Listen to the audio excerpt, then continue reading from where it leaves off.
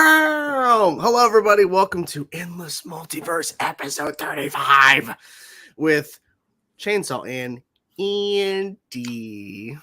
And Canada Grouse out with breaking news.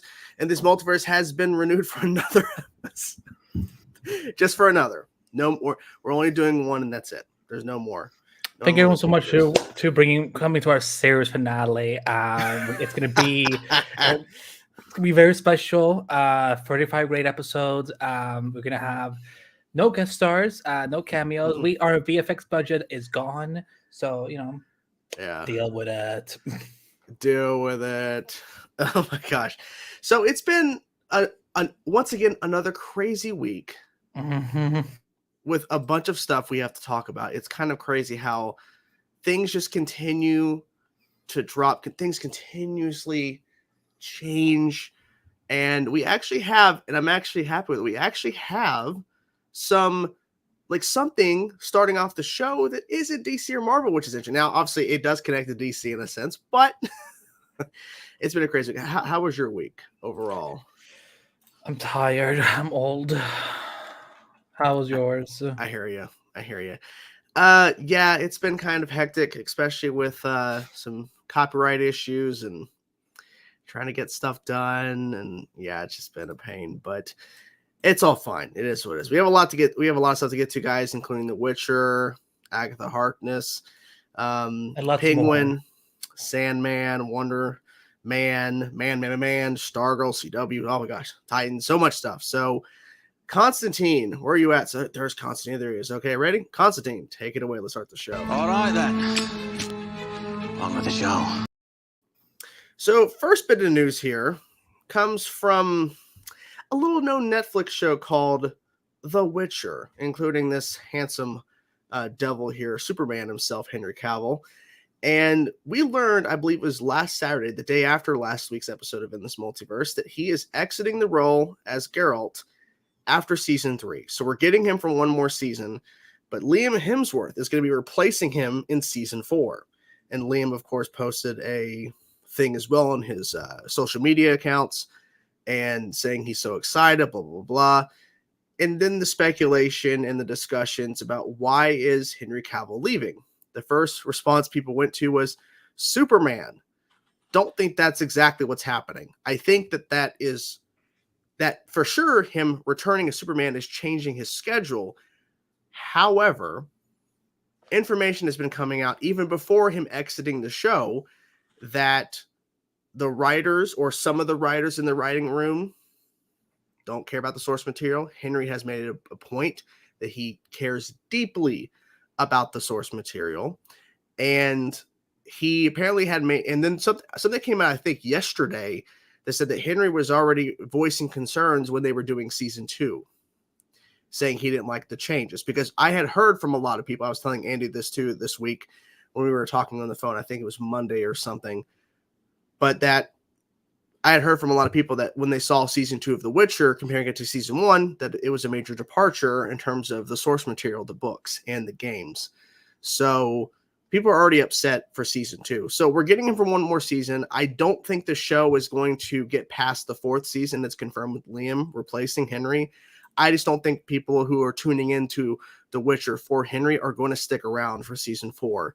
It's a huge uphill battle because it's not like we're replacing the Witcher show with another Witcher played by Liam. Literally, he's playing the same version, like the same character as Henry, and it's not Henry. It's kind of odd. How did you feel about this news when you first saw it? And what were your speculation? Was it because of what the source material things, or do you think does it have something to do with Superman, or no? I mean, okay, so I can say that, I don't watch The Witcher, and I don't really have a lot of sourcing within that production. So for me, like, this is just pure speculation. I don't have any, don't come to me looking for any insight on this, whatever, so on, because this was much of a surprise to me as it was, I think, to everyone else. I was surprised, definitely, and I think that what I was more surprised about is the reaction to people just assuming and kind of labeling Henry as an asshole for just for leaving when, like, we don't know what's going on in his head. Only Henry knows and his management team. And so if the allegations are true that he was not happy with the creative direction of the show, I think this was probably for the best for everyone involved. I think, because this isn't like the whole Ruby Rose situation where this was happening in the first season. I think like he did the first season, and then things started to kind of depart a little bit in terms of collaborations during season 2. So they agreed, okay, I will do season 3 and that will be it. Like, I think they definitely knew what they were going in for. And because it's also important because I have seen a lot of people talking about contracts and so on. And the thing with the contracts is something with a lot of broadcast shows, they do a lot of the traditional 5, 6, 7 year contracts, but there's also the seasonal contracts that one of my good friends reminded me of. And in this case, it's possible that Henry only decided, he was only signing up for free and he decided to honor his contract, or they managed to get him back for at least one more. I don't know. That's, I'm sure it will come out and, if he wants to talk about it. But I think, I think it probably is an amicable departure for both sides. Why the fuck they would smoke crack and go after Liam Hemsworth, thinking that he somehow can replace Henry Cavill, is beyond my understanding. Because I don't think Liam Hemsworth is that good of an actor, and I have nothing against this person. For me, his acting is just not for me, and so I think it's weird. I think they could have just created a new Witcher. I don't think they needed to recast. I think, again, I don't read the books, I don't play the games, so I don't really know what's going on. I know there was some people talking about like they could make one of the female characters the Witcher that is on the show. I heard there's a lot of great women character on the show, so they could have done something like that. But like, listen, if this is for Superman, if this one of these is because of Superman, then yeah, maybe they were for all we know, maybe they were trying to look at, can we make the schedules work between like when you would do movies and other appearance of Superman with The Witcher, and in the end they were like, you know what, it's not going to be worth it. Maybe maybe there were financial concerns. Maybe he was trying to negotiate for a higher contract or something. If this was a seasonal, Oh yeah. So the thing is, I just don't think it's healthy for the internet to just jump straight on, because I even had a conversation with some of my close coworkers that I'm like, I think you're jumping too far ahead when we don't really know what's happening. And and like, I know people keep saying, well, he said he was committed for 7 seasons. Like, I think that's one of those times where like he may have jumped the gun. And maybe he felt like he could do the 7 seasons, and also the point too about them getting him back for more seasons in terms of like he doesn't have a full contract because Netflix doesn't normally do 7 season shows. They just don't do that. So they may have had a plan for 7 years or 7 seasons, and maybe he said, yeah, he'd be up for it. But I bet he would be committed if they actually stuck with the source material, because as we know with productions, they have to work with each other in terms of with these actors. So if they were planning on shooting The Witcher, say early next year, let's say like they were going to announce season 4 and they were going to start shooting The Witcher season 4, say January or February of next year. Well, they just announced he's casted in some movie that's coming up. Yeah, we got Witcher. Yeah, so he might be shooting that, and who knows, he might be shooting something for Superman early next year. We like not for a Superman movie, but we don't know. Like, we don't know the schedule of it all because they literally have to work around his schedule. Or they have to basically, when they're shooting the show, they have to make sure that there's a finite amount of time in that shooting schedule that he's available. And if he's not available and he's not committed to the role like he was, I don't blame him for stepping away. If he's not happy, then I don't blame him. Victor has a super chat. Thank you so much. Thank you, Victor. If any season 3 they will tell why The Witcher looks different, maybe the writers had these plans. No, because season 3 was already shot. I mean, this decision could have been made before season 3 was wrapped in terms of shooting, but I don't think they're going to have an explanation. They might make it to where The Witcher goes away somewhere, or in season 4 they have an explanation that maybe some time has passed. But I don't know. It's rare. I don't think a lot of times when they do recasts, like they just pretend this is what the characters always look like. So like I don't think like it's. Sometimes I know, for example, when they did during Black Lightning season 4, when China and McClane departed for a couple episodes, they had a new girl coming, but that's because they explained that Jennifer blew up into these particles, and when they restructured her, and later in the season they explained that it was that it was an entity from the ionic sphere that like corrupted her particles so that it came back as something different, while the real Jennifer was trapped somewhere else. But usually, like with Jonathan Kent and they're not gonna say that, No. Like a rock hit his face and then he was just like he had the plastic shirt. They're not gonna do that. That's a really extreme example. I'm so sorry, but like recasting usually, guys, they don't really explain like there can be some funny quips like on Fresh Prince when they recast the new Aunt Viv and Jessica is like, Mrs. B, ever since you had that baby, there's something different about you. And Will Smith just looks into the camera like, yeah, and I remember asking her about that, and she says that it was played off perfectly. Like that was the best way to address it without addressing it. Yeah. So that was. We have another super chat, by the way, that we should respond. Scott Everett, thank you so much, Scott. Oh, thank you, Scott. People who haven't seen Rebels be confused when watching the Ahsoka TV series? You think Thrawn is the main villain of it? Will it connect to Mando? They may be confused based off of the Ezra Miller storyline. Not Ezra Miller. Sorry, I was thinking because literally the main character is Ezra. I don't know why I thought Miller, because I guess I'm so used to talking about Ezra Miller. So that was a flub. There you go. But with the Ezra storyline, yes, because Rebels does a lot with Ezra, and especially when it comes to Thrawn. Thrawn is heavily rumored to be the villain of the show. And the fact that she even addressed it in season 2, where is Grand Admiral Thrawn? So there's that. Everyone's laughing in the chat. That's fine. But Thrawn, was he the one that was torturing the what's her name from Obi-Wan? The sister. No, Thrawn wasn't in the. Thrawn hasn't appeared in live action yet. Wait, what does he even look like? Thrawn, Star Wars, blue skin, red eyes. Oh Christ! Yeah, like he was a really popular person in the non-canon novels that was created. So who's gonna play him? There's no confirmation. We don't know. Wait, there's not even a rumor about it. Like they're like. Well, there's rumors that the voice actor is playing the live action. Lars Mikkelsen. The rumor is that he is playing the live action Thrawn. Whoa, do you really like I'm looking at a photo. Yeah, and his voice as Thrawn in Rebels is phenomenal. So it's gonna be good. But that's the rumor. What if Sam Witwer played him? I mean, I would like Sam Witwer to play a live action Maul. I know that that's Ray Parker, but I mean, I want Sam to appear at something live action Star Wars. Like he voiced a character in Andor, but I'd like him to appear somewhere live action. But yeah, speaking of Disney Plus, wait, go back. What? How are you feeling about The Witcher? Oh, I mean, I just think like I haven't seen season 2 fully, so I don't know where the things change in terms of the storylines change from the books. I've not read the books, but if I'm enjoying the show, I'll enjoy the show. And my thing is, I'll eventually watch season 2, and I'll watch season 3 with Henry Cavill, and I probably won't continue after that, just because because literally, think about this too. Liam is going to be mimicking Henry's Geralt.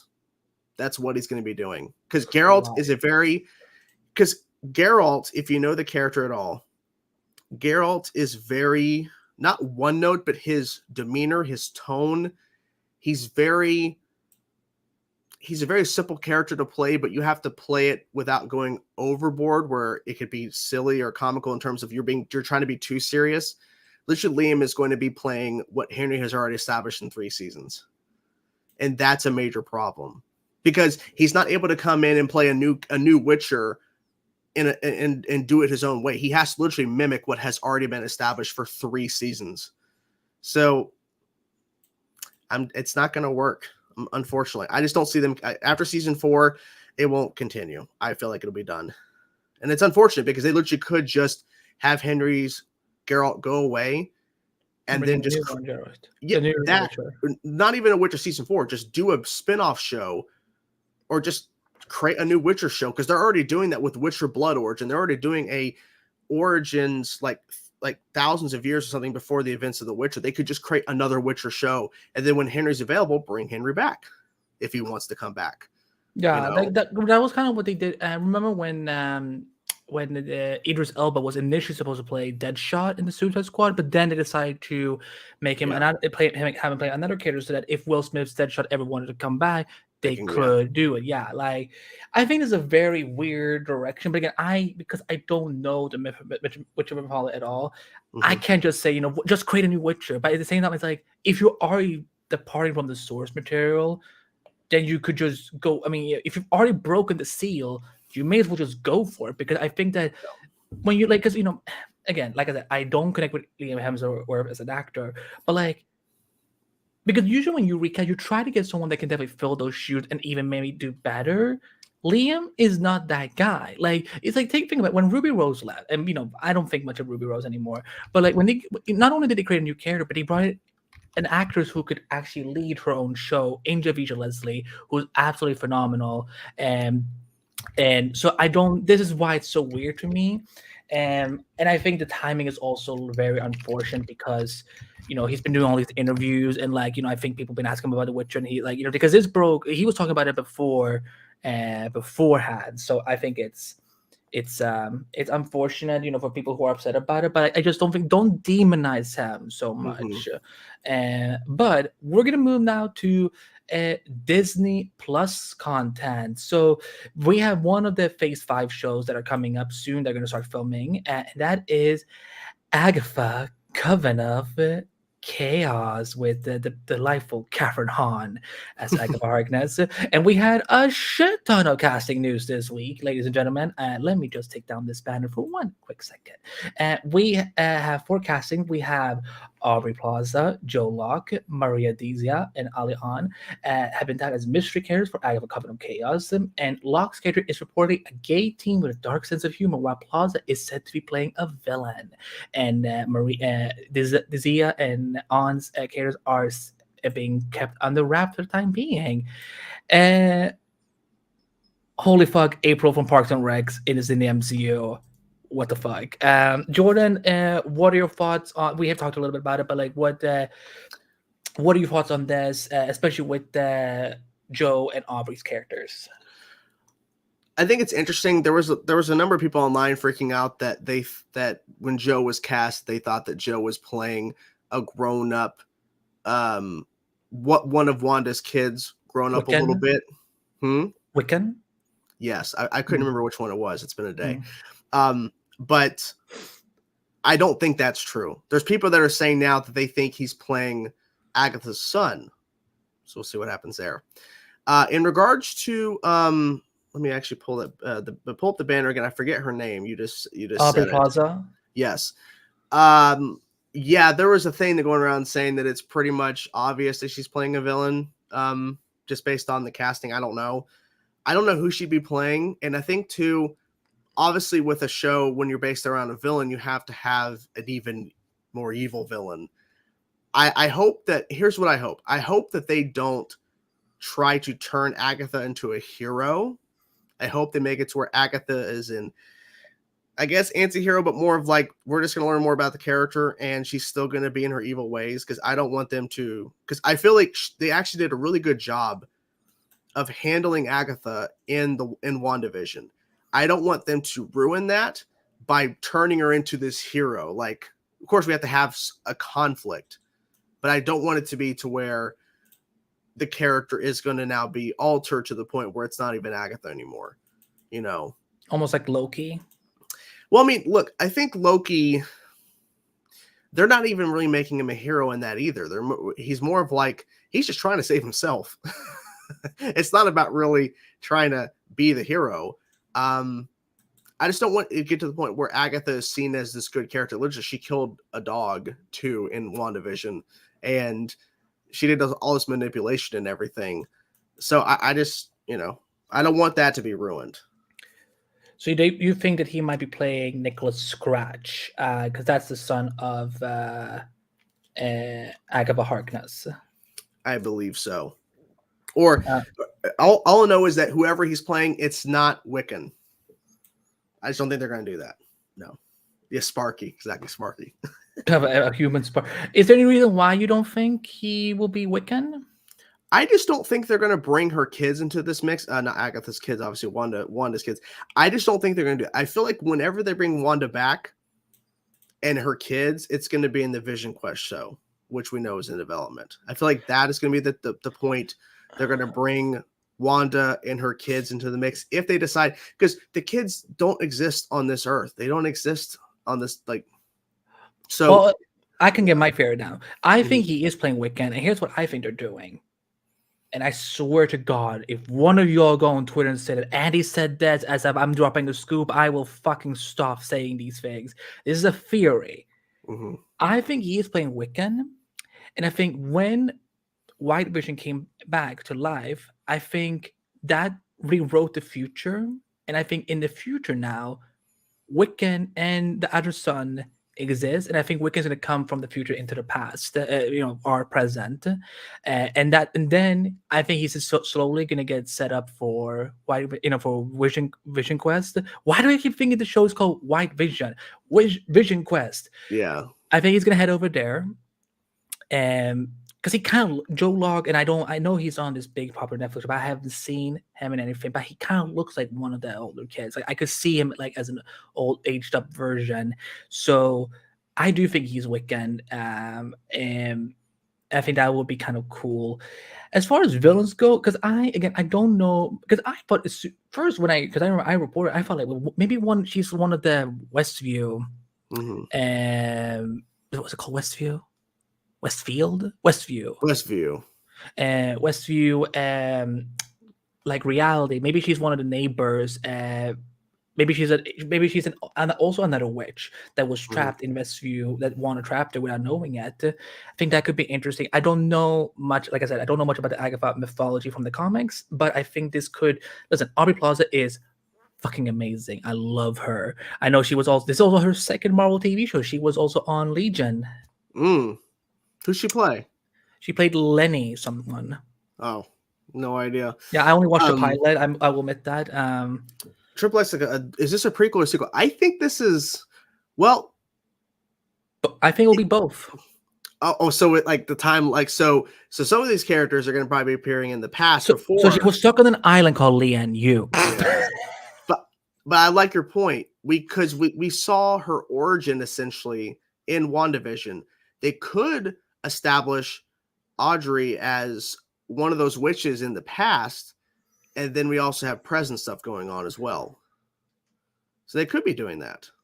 Yeah, I'm excited to see Agatha coming of Chaos. I love Catherine Hahn, and I think anti-hero. What up? Hello. I would love it if she became an anti-hero, because if anything, I mean, she would be a far more interesting member on Thunderbolts than Ghost at this point. I don't mean his Ghost. I mean Ghost in the MCU, by the way. I mean, fucking Shelby would be a better character on Thunderbolts than MCU's Ghost. And this is a good point. Agatha wasn't trapped because she entered after it was formed. That is a good point, because when we see her walking in, she wasn't trapped inside Westview. She voluntarily went in, knowing what was happening, or was adapting to it. But yeah, they're gonna start filming soon. So but I look forward to seeing what they're gonna. I look forward. I think it's gonna be a fun show. I can't wait to watch it. Yes, we have some DC news. Now we're jumping over to DC, guys. This is pretty exciting. I don't know what you're doing there. Batman. Oh, Batman. I was like, what the hell? Okay. We are covering the Penguin. We have casting for Sophia Falcone, which I don't think is that surprising. Kristen, how do you pronounce her name? Kristen Milioti? Yeah. Has been cast as the female lead for the Penguin. She's the female lead. She's not just a random walk-on. As she'll play Sophia Falcone, daughter of Carmine Falcone in the show. Sophia is fighting with the Penguin for control of the city. Now, this is pretty big, pretty significant. I think, just based off of reading that, I think this is potentially going to be carrying over into the Batman sequel. Because I feel with Carmine not in the mix anymore, Sophia is now taking over. And even though Penguin didn't really have a vital role in the Batman, like he had an important role, it wasn't a big one. I feel we're going to see some continuation from the Penguin leading into the Batman 2. Obviously, I don't think it's going to mean like Sophia and Penguin are going to be the main focuses of Batman 2. I feel like it's going to be somebody else. But I wouldn't be surprised if, number one, we see Robert Pattinson popping up in this to get in between there, because I feel like the fighting for the city, like Nice, it's going to nice one. I know what you're talking about. But I feel like it's going to be to where their struggle to fight to who owns the city is going to get to the point where Bruce has to get involved. And so I won't be surprised if we see Robert Pattinson also appear in this. But I like that we're getting Sophia, because people were even asking back then, so where's Sophia during the Batman? Because Carmine was there, where's Sophia? So I like the fact that we're getting this character. How did you feel about this casting and seeing this character? I love Kristen Milioti. Like, she's the only decent part of that fucking disastrous final season of How I Met Your Mother. So that show can go fuck itself. I love her. I think it's I know she does a little comedy stuff, but I think it's good to see also jumping into the dramatic side of things too. And I think you know what, the fact that people were asking about Sophia Falcone is because Gotham gave the character exposure. People now know a little more who Sophia Falcone is, and I think it was they had a similar conflict there, her and Oswald. So it will be interesting now what they're going to do in the movie side of things on the show. And she's a phenomenal actress, so I cannot wait to see what she's going to do, and hopefully we get to see her in the movies as well. So good for her. I'm happy for her. Yeah, I really think that we're going to see her appear. And like, cause I feel like with the other shows that we're getting as well that are in development, like anytime a character's introduced, they could appear in anything else, because they're not just setting her up as just like, say, as like a guest appearance or a reoccurring. She is the female lead. She is the force that Penguin's going against for control of the city. So this character is going to have a major role to play in Gotham for quite some time. Because Carmine, like, you could have kept Carmine in the mix for a while longer, but Carmine is a means to an end. Carmine leads to Sophia. You can establish Carmine as being this force, and they did that in the Batman pretty well in terms of what all the power he actually has in the city. Yeah. But you have to get to Sophia and ultimately Penguin, because Carmine is not a character that sticks around forever. Yeah. Because as we saw on the show Gotham, same thing. Yeah. Eventually he has to die. Eventually we have to move on to Sophia, because eventually that's just how it is. A little refreshing. More female villains too in the Batman universe. So you've missed every single thing ever. You've missed everything. David Zaslav was here. Over my dead body, I would ever let him on my show. What up, Fernando? You're late. Hello, everybody. Hello. Poison Ivy. Poison Ivy. Maybe. We'll see. Is there any other Batman character that has an interest story that you would like to see on their own TV show? I don't know about a TV show, but I like the idea of that Scarecrow movie they might be doing. I would like to see Calendar Man in Matt Reeves' universe, because you mentioned Calendar Man as somebody that they could have done on Gotham instead of Bane. Yeah, because like we were discussing all the villains on Gotham. Yeah, Mr. Ghoul. Oh, I am Bane. Mr. Wayne. I'm not even like the right ethnicity. It doesn't matter who we are. What matters is our plan. The fuck? When did you learn to do a British accent? I don't know. Okay, I've always known how to do that. Before we get to some shitty news, we have some good DC news. The Sandman is coming back. Netflix confirmed this week that Sandman will continue. The Sandman world will continue to expand. The iconic tale will return with even more episodes and stories to be adapted from multiple Sandman graphic novels. Episode count and story details are being kept under wraps, and it's back. We actually a DC show survived. Now I know Jordan is complete garbage who hasn't seen the show yet. So shame on you. I'm kidding. I'm so happy. I think the Sandman is one of the best things that have come to the world of DC TV, and I'm so happy for Neil Gaiman and all the talented people who work on the show. So I think we needed some good news like that. So, and I think that it's hopefully Netflix won't do this to us again, making us wait this long, because I feel like with something like Stranger Things and Cobra Kai and The Witcher, they get picked up really quickly, but for some reason the Sandman had to wait this long. So I'm happy. Chainsaw, are you gonna try and check out the Sandman? Yes, I do plan on watching it. I do. And real fast, Fernando makes a point that Emma Hinton is the Bane voice. Yeah, sure, correct. I do plan on watching it. I've heard that it's fantastic, obviously, and obviously it was cool that they added like an additional episode after it released initially. They had an additional surprise episode. It was odd that they waited this long because, like you said, Netflix is pretty good at announcing pretty quickly after something hits, like say Bridgerton. That show did massively well. Season 1, they announced season 2 right away. So for Sandman, like the show was a massive success. I was shocked that they didn't announce season 2 sooner. And then at some point, people were like thinking, is it going to be canceled? Like, are they not going to continue? But like the numbers on it is so big. How could they not continue it? So it's good that they're continuing the show. It's worth it. The same is worth react to. It's unfortunately too late for me in terms of reactions. No one's going to really watch them, but I definitely will watch the show. And who knows? I may react to season 2. Who knows? But in regards to the show, I'm glad that the show is continuing because there's a lot of people that said that it's great. And it's good that we're hearing of continuations because we heard recently, even though I had no real interest in watching it, Fate the Winx Saga, which was a magic type teen show, which people said that season 2 got more in line of like, I guess the source material or what it's originally based off of. And they canceled it because of the terrible marketing. But I feel like this is one of those shows, they know how to market well. Like it seems like there's certain shows they market extremely well. It seems like Sandman got the money to market. So but it's we'll good. hopefully have some news next year. I think now they've got a renewal. I think now they're going to determine like how many episodes, with story details, the budget, and so on. But yeah, we got one DC show back. Fuck me. You got to win. Mm-hmm. Let's go back to Marvel, Jordan. Going back to Marvel. So yeah. Black Manta, he's jumping over to Marvel, essentially. How do you pronounce his name? I've always not known how to pronounce his name. There's a reason I specifically gave you this news item. Okay, because you didn't know how to. No, I think it's Yahya Abdul Mateen. Apologies if I butchered that, but yeah, he is apparently casted as Wonder Man.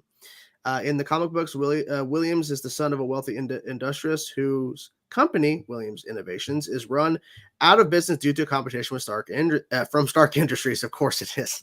Simon turns to Baron Zemo, who gives Simon superpowers and directs him to infiltrate and then betray the Avengers. Eventually, however, Simon joins the Avengers in earnest and is even a founding member of the spinoff team, the West Coast Avengers. However, it's unclear how much or little this storyline will make its way into the series. So it does seem likely that Williams' comic history as an actor and stunt performer will come into play in the show, as Ben Kingsley is set to return as failed actor turned reformed villain Trevor Slater. I love that, which is he originated, of course, in Iron Man and appeared in Shang-Chi. And while this is happening, we also have heard that Saul Goodman, Bob Odenkirk, is rumored to be appearing in Wonder Man as well. But that's a whole separate conversation. But do we know where that comes from? I don't remember. I think it was reported somewhere. Was it Illuminati? If it's Illuminati, I would put some credit on it because I worked for them before, and they have a lot. They've come through on a lot of. Let me check their website. I will check their website right now. Yeah, I'm not 100% sure, but regardless, we're not really here to talk about that necessarily. But we're here to talk about the fact that we're getting a DC villain as a Marvel hero. To the point about him infiltrating the Avengers and betraying them and everything, and then of course joining and becoming an original member, a founder of the West Coast Avengers. I think this is setting up the West Coast Avengers. I feel like we are going to get to that point where we get West Coast Avengers as a film so that we can have multiple Avengers movies. And I feel like at some point we'll get A-Force with women, team up, all that. Like it's all going to happen. We're going to get a bunch of team up movies. We're getting Thunderbolts too. But it's interesting that we're hearing this because like, I wasn't sure who they were going to get as Wonder Man. I mean, it could have been literally anybody, but I was surprised to hear his name. I was surprised to hear him because I just didn't think it'd be somebody who's already in a comic book role, especially in DC. I mean, it's not. No. It's because he's black. That's why you thought. That's it. That's exactly what it is. Guys. I'm sorry. My wokeness is my anti-wokeness is really speaking out right now. Anti-wokeness, everybody. Anti-woke. Nonsense. But yeah, so this is interesting. We'll see what happens. But yeah, I mean, literally, like if they're like apparently there are plans for his character in DC, but this could be a way for where he can do both. I mean, literally Maybe. nothing's stopping him because he's already made a point in his career to do other projects outside of comic book movies. So it's not like he's just sticking with big blockbuster stuff. He's already done other stuff the last number of years. So Also, he how do was Dr. Manhattan in Watchmen. Oh, yes, he was. Yes, I have not seen that either. But how do you feel about this casting, and do you think this is a good fit for him? I'm hoping that some racist fanboys got triggered by this out Oh, they there. did, you know. Go touch some fucking grass, you idiot. I love him. He's a great actor. I think he's going to do a wonderful job bringing this, somewhat obscure character. Exactly. Obscure character live. I would love if West Coast Avengers was actually a Disney Plus show. I would love an Avengers TV show for multiple episodes. Bring back Adrian Palicki as Mockingbird. Maybe we can bring over Hawkeye so they can finally meet. I know he's married, whatever. Fuck me. But I think it could be fun to finally see West Coast Avengers. But also, I think this show seems very interesting in terms of concept. It's almost. I was on. Lance's, I think either Eric's Twitch. I've been on a lot of streams this week, but I said somewhere that it sounds like they're doing. Do you know what Entourage is, Jordan? Yeah. It sounds like it's almost going to be like that, where it's almost like we're following an industry, like kind of like behind the industry. Which I think is kind of really cool because I love that She-Hulk was like very meta and stuff like that. So this could be another fun way to do it. So I'm happy for this actor. He's wonderful. I love him in Aquaman. I can't wait to see him in Aquaman 2. Hopefully, doesn't get killed off. I'll at least live on long enough so we can introduce Aqualad. Because I want to see Calderon in live action. Because fuck Warner Bros. They're not going to give us any more Young Justice. I'm guessing. Nope. And I think, and also like Calderon is such a cool character. Like what's wrong with you? We got super chat. Continue your thought. Oh, okay. Thank you, Scott. We'll wait a second. But yeah, I'm happy about that. I think he's a great fit, and it's gonna be again like I don't know much about Wonder Man, so I look forward to getting introduced to him in the MCU and see like what other heroes he's gonna meet with. For sure, I still think it's because the Shang-Chi director is doing the show. When the fuck is Shang-Chi 2 even supposed to happen? I don't even think it's gonna happen at this point. Phase 6 or probably. 7. It possibly after. I mean, they could wait till Phase 7. Yeah. Yeah, because Armor Wars is probably going to be for Phase 6, maybe. Yeah, I mean, I guess depending on what story they're telling in Shang-Chi, if it actually would tie into Secret Wars and Kang Dynasty, I guess. Yeah. Thank you, at Scout, about for the super chat. Thank you so much. This actually will lead us into our next topic. Actually, thank you so much. I'm tired of shows I like are canceled. It's disheartening. The Sandman had 89 days of waiting. Streaming services are terrible at marketing aspects, especially Netflix and Warner Bros. Discovery. It shouldn't be this hard to have lasting shows. Well, Netflix is really bad at marketing. Like I just said, Fate the Winx Saga, which did have a fan base, the show literally had no marketing. And that's the issue with a lot of Netflix products. Like literally, and not to go too deep inside the behind the curtain or whatever, but when I look into Netflix's press, when I sign into my press credentials and look at stuff what's coming out and I can see everything, there's a lot of stuff that's coming out, say back in October and now in November, I've never heard of. Because they just don't, because they have too much stuff they're putting out. And a lot of this stuff you just never hear about. And they literally wait until a couple weeks before something's going to like stream like a new season or a movie to drop its first trailer. Like they just don't put a lot of thought into their marketing, because once it goes on Netflix, then it'll get viewers. But literally that is what's ultimately hurting a lot of things. And Warner Brothers Discovery, they're just axing things left and right because Zaslav's trying to save money. And as we've seen, Canada pulled up in his stream earlier that, Canada pulled up in his stream earlier. I think this was before Andy showed up. Canada pulled up the stock, everything. It's dropped so far down, that axe. But yeah, ultimately Netflix just is not good at their marketing. And it's partly to blame that they put out too much content, but also a lot of that stuff they're putting out, I have no interest in, but literally I've never heard a lot of this stuff. It's unfortunate. How do you feel about it? Yeah, I mean, I think there's a lot of corporate restructuring going on right now with both. I mean, definitely with Warner Brothers. Yeah. But Netflix, yeah, I think they like it's obvious that that Netflix have their priorities. Like they pick up budget because they like content, but they don't like promoting everything.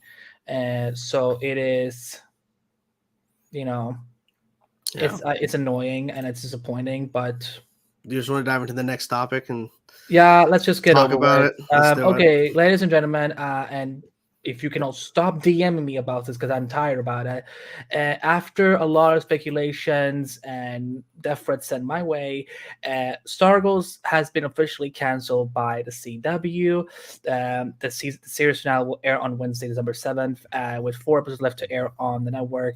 The Stargirl team were given an early indication that season 3 might be the last one and were prompted to write an ending that would reflect that. The decision to end the series was made by Next Star executives. And yeah, we've heard from the cast, we've heard from the creative team, and we've heard definitely from the fan base. How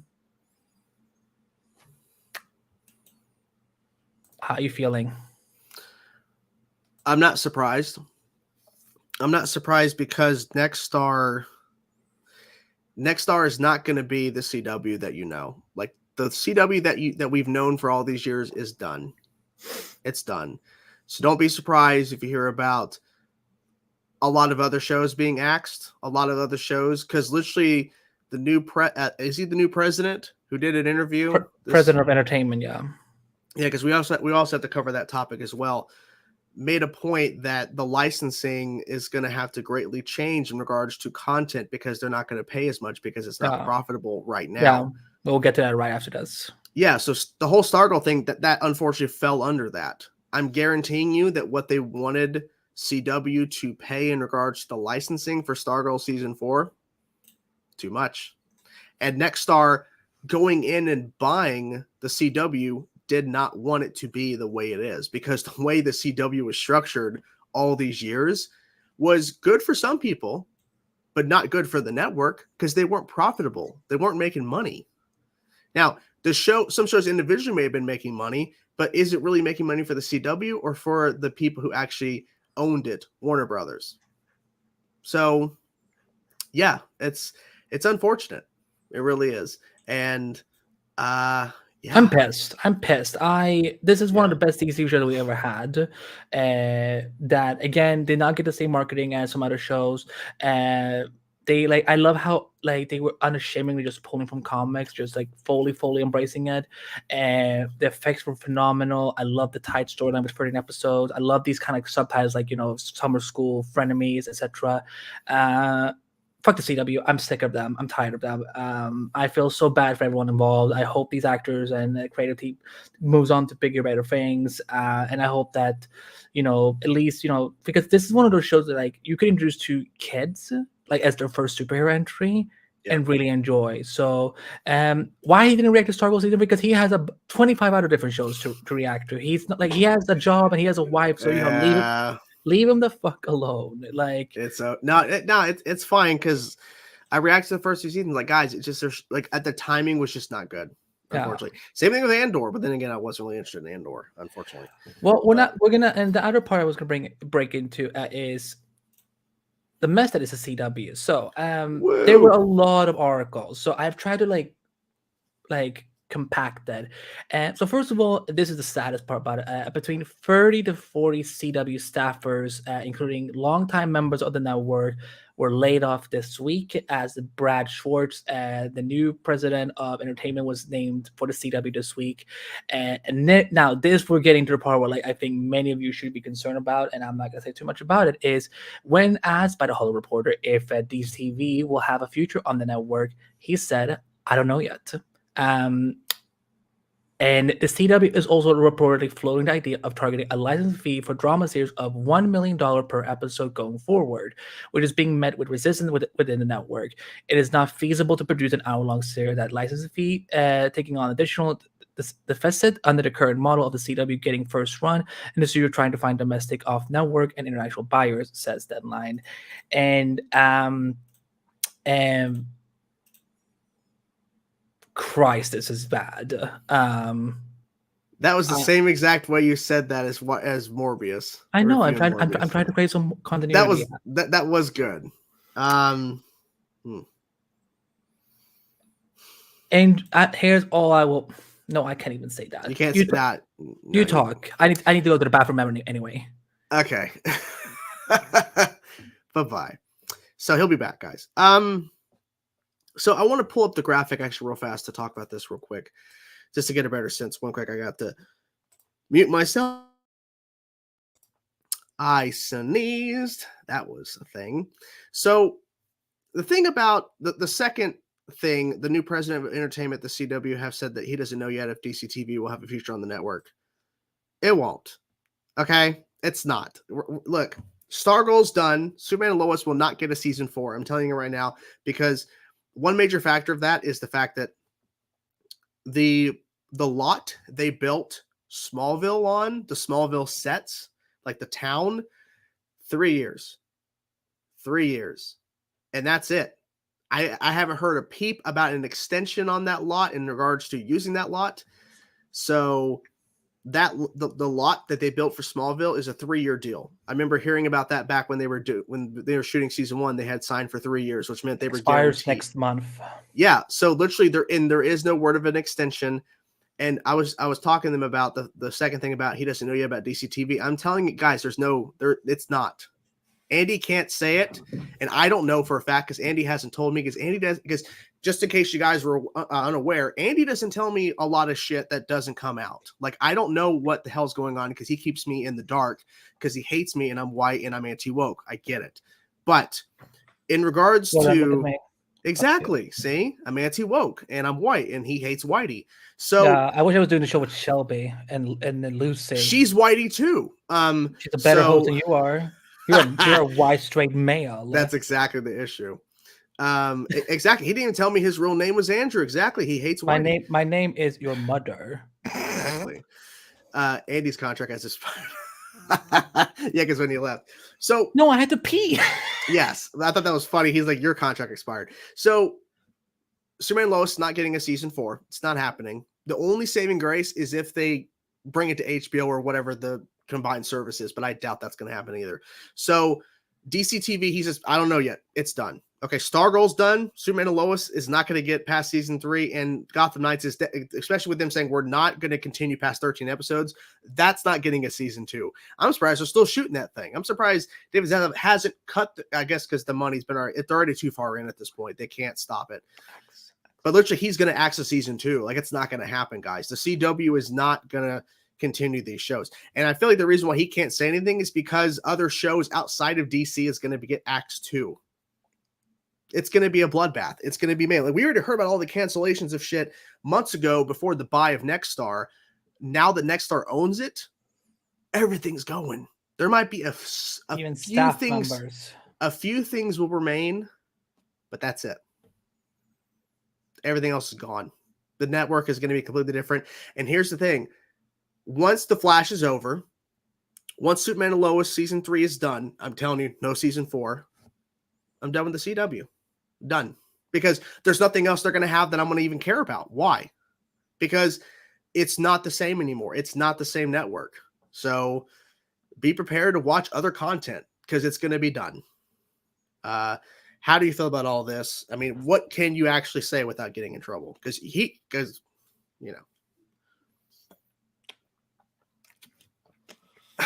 Robbie can't say nothing. I'm thinking. You want to hold up a sign? Send help. I mean, here's what I can say.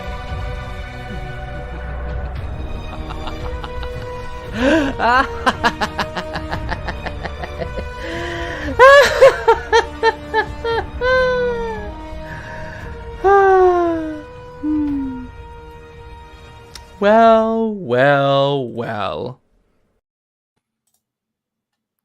That's actually not a bad assumption. Because I saw somebody say that they want to keep the Walker franchise. I'm not sure if that's true. I know well. I know they do well.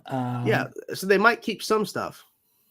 I think that it's sad what's happening, and not just about DC. I think about the CW as a whole. You know, having to see the press report about 40 staffers getting laid off. You know, Mm-hmm. I can't imagine what those people are going through right now. Wishing them all the best, of course. It's and it's bad that it's all happening the year when Warner Discovery also happened. Like I think this is like this is you know, it's gonna be a lot to recover from in 2023. It can be done. It can be done. I think you all will see what's gonna happen. I think everyone will have different reactions to what's going on. I am not a fan of Nexstar, and I think that this is so difficult because I don't know who's gonna like screen record and like post it on Twitter and so on, or and like I said, okay, so I can fully admit this now. Yes, I knew Stargirl was going, and I was pissed. And I didn't know for long. I was gonna say, can you say how long you knew, or you can't say that? Let's not even go into that. Okay. But I'm pissed definitely. But it's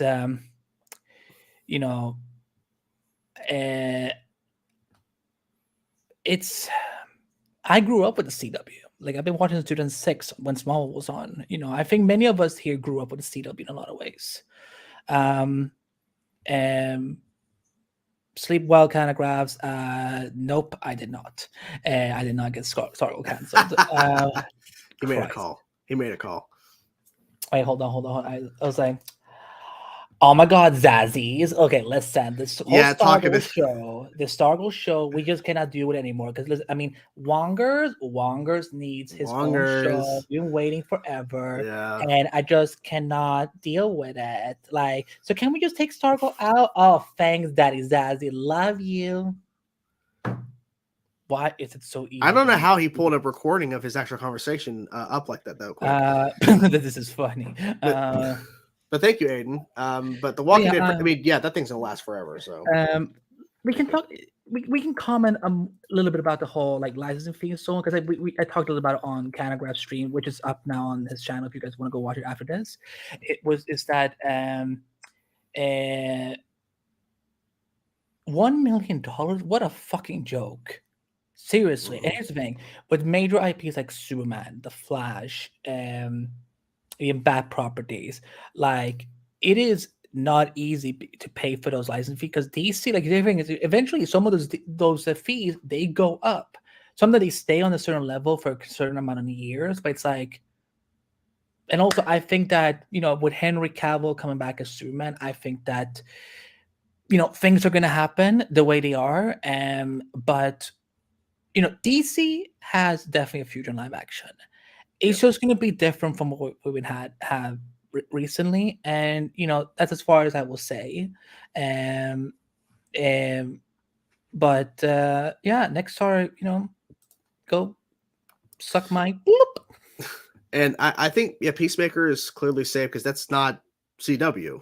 And that was a huge success on HBO Max. So and Green Lantern, like as soon as Walter Hamada's sorry ass went out the door, they're like Jon Stewart, and so and they're retooling it to make it more budget friendly. So okay, Jordan, be careful how you say budget friendly, because how some people out there will take that as like it's gonna look like let them take it however the fuck they want. I don't care, because that's the truth. We reported on it. They were going to spend so much fucking money on that Green Lantern show, it would not have been profitable. Budget friendly, we're still getting a Green Lantern show. We're getting Jon Stewart, which I think, hell yeah. Yeah, it's time. It's time. But it's not going to be expensive as hell, because as we've seen, but it's not going to be like they're not going to lose money on doing Green Lantern. It's going to be less. It's going to be less expensive than House of the Dragon. But they're going to film in Jordan's room. House of the Dragon, I think, is the most expensive most expensive show they've shot in a while in regards to Warner Brothers content. So it's not going to be that expensive. More expensive than House of Dragon? House of Dragon, I think season 1 was definitely more expensive than. I think they said season 1 of House of Dragon was actually more expensive than the last couple seasons of Game of Thrones, which were more expensive. I think you can look that up. Thank you, Scott, for the super chat. Thank you so much, Scott. Is the Mandalorian show set long before sequel trilogy? Yes, it's set 5 years after the events of the original trilogy. So yes, they have plenty of separation. Who should the final villain of the Flash be? It's going to be the CW. Next Star. That's the villain. You're pointing at the wall. Point at me. Other way. There you go. I'm the villain. I'm the Blue Death. And what are we going to be asking? There's only one question we're going to be asking ourselves in the final season. Are you dead? Can we trust him? Is Harvey going to show up in the Flash? Misha Collins from Gotham Knights will show up. Oh, gotcha. I was going to pull up one thing actually real quick before we jump into our last topic here, because we'll definitely talk more about this, guys, in the chat. I don't know where it was. Oh, I'm so happy this happened when Arrow was, because that would have been bad. Arrow got out. Jordan would have flipped his computer if that. Arrow got out quick. This last one too. So it's not going to shut down. They're going to retool it, and I bet they're going to change the name of it. I doubt it, but they could change the name of it too. Biographs. Biographs. Figured it out. We do have one last topic, guys. We're going to dive into some Titans season 4, and then we'll dive into Q&A, guys. So if you haven't seen Titans season 4, click away. We are talking spoilers. But this is actually a good conversation, because if you guys saw our review of the first 5 episodes on the channel, you guys know that we actually enjoyed the first 5 episodes. We had some positive things to say. So we're here to talk some spoilers real quick about Titan Season 4, then we'll dive into Q&A. But I will say this, thinking more on about it after the 2 episodes are now out and seeing people's responses, I'm so happy that it seems a lot of people are agreeing with us in regards to this is actually better. And there was somebody had asked, saying that they were saying how they really liked the first 2 episodes and they like these certain aspects. I'm like, guys, just wait till 3, 4, and 5. You guys are gonna get really excited. 4 or especially 5 is probably like the biggest one. If you like Mother Mayhem, just wait. It gets crazy. Yeah, I can't wait for Jordan to go in one of those reactions. Oh, mommy. Yeah, I want to say that. So I think mama. let's address the elephant in the room in regards to a certain character. So spoilers, like we said, for Titans. Lex Luthor. First of all, fantastic casting. Snake came out of his fucking mouth and died. That shit was hot. I'm kidding. Was it hot? No. Jordan, get over yourself. Was it hot? Interesting. Can't confirm nor deny. But Lex Luthor, like Titus, did phenomenal as Lex. And as you guys may have seen from an interview with Andy did with the showrunner, something may be happening with Lex. Can't confirm nor deny, obviously. Like right now, like they're very, very much teasing it, what they're doing. I mean, if Lex is gonna come back and up, because we know in the comics, Lex has, he has defied death itself many, many times. Mm-hmm. But yeah, I love the supernatural horror elements are back on the show. And it benefits by being on HBO Max. They can do these kind of things because we were doing this. If you guys want to check it out, the Titans podcast, which is now the DC on HBO Max podcast, which is going to be so fun to rename in a year. Because we rebranded it and then they announced all that. And the Vanessa, who's amazing, who's leading that show, she was like, "Oh, great! Like a month after we rebranded, they're going to do this next year." I'm like, and it got pushed up to spring. They're gonna do the combination thing early next year. Yeah. So if Jesse Eisenberg never returns in DC's legs, I would love it if they maybe somehow aged him up and he ends up being Titus Welliver, because Titus was so good. And the fact he's a fan of the show and he's a fan of the comics is just it's so cool. Now that we can talk about it, how cool was that fight scene with Mother Mayhem? That Mother Mayhem fight was actually a clip from New York Comic Con, but not the full thing. But it was definitely cool. I think the only issue I have with the fight is Nightwing's little spat. It's a little clunky. But in terms of fighting, like Superboy, like jumping up and the heat vision and shit, and she just sends him back. And then especially when Raven's trying to go after her and she's like holding on with the staff or whatever, she absorbs the energy and then shoots it back at them. I think it was really cool because it establishes that Mother Mayhem is not just some villain that can be knocked down in a couple of seconds, like a lot of the other villains that have appeared on the show. But yeah, she definitely is a force to be reckoned with. And that's what we were kind of saying in our review. And you'll kind of see, not to get into specifics, but like if you watch first 2 episodes, it's kind of obvious Mother Mayhem is the focus in regards to she's actually the villain of the start of the show, because a lot of people thought we're getting to Brother Blood. As you see in the first 2 episodes, no, not the case. It's not Brother Blood, he's just here, which I suspected they were actually going to do that, but they didn't. I kind of like it's the Joseph is amazing. Oh, he's great. He's so good. And you haven't seen anything yet. Holy crap. There's some fun. There's some he's so good. Their Star Labs. I mean, good lord. Arrowverse needs to fucking get on with the program, because I was like, there are employees here. There are uniforms. They have like HR. They have holographs. There's no Caitlin or Cisco. Like, what the fuck? And on Cancelation, we actually found out, because I was wondering like where, because I showed him a picture. I'm like, where is this? He's like, I think most of it is CGI, Andy. I'm like, well, where? So I googled that. Apparently, it is a convention center in Toronto, which he's been to like several times. So, but Titan season 4 is Titans. I think it's Titus. Titans season 4 is off to a great start, and also how cool was it when Connor wore the glasses? And oh yeah, that was such a cool moment, because like he puts it on and then they see this thing traveling through. It's like, what's that? That's Superman. It's like he's going to save a star. He's going to go save a galaxy, or like, you know, a star system or whatever. It's like, okay, so this Superman, he just leaves Earth all the damn time to go save shit, which makes sense, because as we kind of know with the implication in on this Earth, as it was saying Earth 9, there's all these heroes all over the world, like Superman, Batman, Wonder Woman's out there somewhere.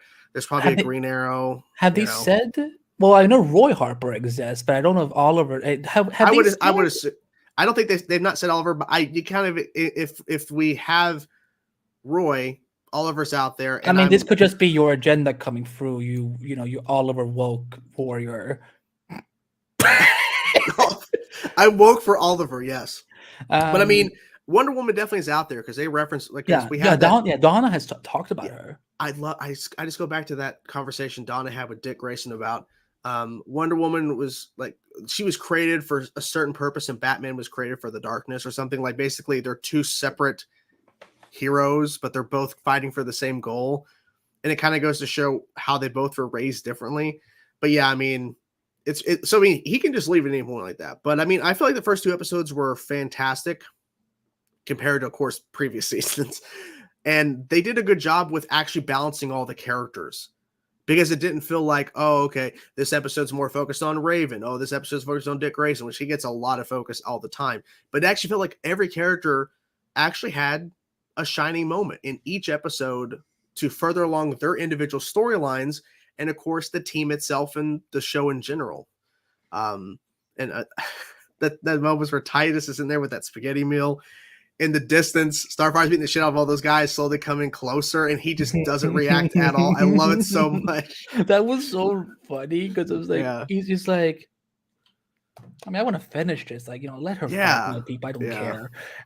But no, it was great. And if you haven't checked it out, you can go check it out on HBO Max right now.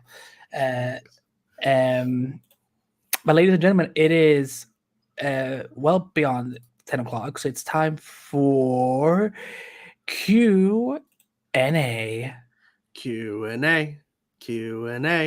Ask us questions or we'll fucking leave. And your mama. So anything you guys want to talk about? We're here. We're here to chat. And we thank you guys so much for being here and commenting all your thoughts on the different topics. And make sure you guys like the stream. And subscribe to the channel and hit the notification bell to get the latest endless multiverse live streams and latest reactions from Chainsaw Reacts and more. Yes, yes. And and it's so funny because Andy once again was guessing something I said earlier, and he was wrong about what I was teasing. And it's like, come on, Andy, come on, you know what? Like, Wait, what are we how the talking about now? my Instagram post. You assume Oh, right. something. You're wrong. I'm like, how? Because we've talked about this like almost every single conversation we've had. We've talked about this. Well, let's go through the chat. See what we can find in terms of questions. Yes, Q&A time, guys. Let's get to some Q&A. I just may pull the banner. Also, by the Q&A. way, while he looks for questions, next Friday, we have it in the show notes right now, so go click on that. Next Friday, we already have the live show up for Black Panther: Wakanda Forever. We're gonna do a spoiler Yes. discussion, Wakanda Forever. So it's gonna be at the same time as usual. So if you haven't done so, click on the link in the show notes, and so you can hit the notify me. It will remind me that we're going live, so that way, you know, because next week we're gonna talk about Black Panther: Wakanda Forever, the final film in Phase 4, as we clock out the year for the MCU and get ready for Phase 5. So yeah, it's gonna be probably a very emotional, bittersweet live stream. I'm going back to, we actually had 2 super chats when we jumped into that final topic. Thank you, Aiden. Oh, The thank you so CW much. falling apart is actually John God Diggle Speed's plan who traveled back in time so that his right, so the franchise, the Diggleverse, could live. That is phenomenal. Thank you. And Scott says we should have Justice League and Flash series for now and no excuse. Well, actually, there is an excuse. They don't have to do, like, they shouldn't have to do that because it's the Flash. It's not Justice League. But I get what your point is. I think that if they had other characters from other shows coming back for the series finale, I think that's great as long as the focus is on Barry Allen and Iris Westphalen, the actual main characters of the show. Because once again, public service announcement time. It's not Eric Walls' responsibility to finish Legends Tomorrow or Batwoman, especially Legends Tomorrow, because that showrunner made her own choices and can now live with it. Now back to your regular schedule programmed. So, Wakanda Forever next Friday. Yep. Let's do it. I do know there's one Friday this month where there might not be I might do something on my own here. Yeah, the 25th I won't be here. Yeah, so so we will see what happens, just so that you know, like, what's coming up a little bit. We got 38 viewers. Thank you guys so much for being here and supporting. How many likes do we have? Hold on, let's see. How many I don't likes know. Make sure you guys are liking the stream. That really helps support the live streams and helps support. We have 28 likes. Okay, we're gonna get to 40 likes today. Let's get to 40 likes, guys. Yeah. Let me pull up the thing here. Let's get to 40 likes tonight. If we can get to 40 likes, we'll love you forever. What is in the budget for that live stream? What? I don't know. Well, we have no budget for this live stream. CW took that money from us. Took all the money. But let's get to 40 likes, guys. 40 likes on tonight. Stargirl's 2 cast members roasting the CW. Which cast members? I think someone said the actress who plays Beth was roasting them for not. I don't, I saw her tweet. That wasn't really much. I'm gonna read it because I don't think that's the right term to use. Here's what she said. I will. Oh my god, that's amazing, Fernando. I will admit that I think we've had the best superhero show on the network, the best stunt team and choreography and incredible cast and crew. Sure, I might be biased, but that is still what I think. I also think we happen to be underrated and less promoted than others, which affected us greatly. Regardless of what I think, thank you to everyone who watched and support our show. It's been so many blessings. Heart emoji, heart emoji, heart emoji. I think she's right because I don't know if you knew this, Jordan. During DragonCon, this was also in the same week when season 3 had premiered.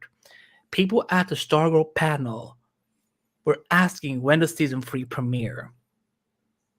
That is humiliating that you have to see your fans not even know when the show is coming back because CW just doesn't know how to fucking market their shows. I only know because Twitter. If it wasn't for Twitter, I wouldn't have known. Yeah, so it's sad. It's really unfortunate. And the actress for Nurse Love, I don't know what her name is, but I would love to see her tweets. Let's see what else. What other questions do we have? I bet Oh, sorry. I Oh. bet Titan Star Labs has better security than Titan Oh, Star they Labs. definitely do because they actually have staff. Mhm. Justin, so John Bernthal may be returning as Punisher after his manager said this on a recent Instagram post. Looking forward to working with you in Marvel Phase 5. Did you see this? I did not see this. I would think that his manager would know not to say anything. Unless it's a planted leak that it was supposed to it's leaked. I haven't It's, seen this. it's just to get buzz. It's like remember when during Arrow season 5 when they said that Mondo Bennett was coming back, but he said like I'm not gonna be Deathstroke. What are you talking about? And then Deathstroke was on set, and then he was like, "Fuck you, I'm not gonna be back." Yeah. I remember like the news came out. He's saying that he wasn't. Then people sent him photos of the stunt actor or whatever, or the stunt guy in the suit on set. Because as you guys know, in the Arrow season 5 finale, there was times where Deathstroke had his mask on, and then it was just Manu Bennett's voice. That was not Manu Bennett on set. So there'd be photos sent to Manu Bennett, and he would like quote tweet him and stuff and post saying he's not on set and that they don't. And he was mad and upset. He was basically playing Slade on Twitter. He was playing Slade on social media. So, and it's been rumored that John Bernthal is returning. So we'll see. I can't find those actors on social media, so exactly. And make sure I'll get tissues for Black Panther. Yeah, we're hearing it's a heavy movie. yeah, I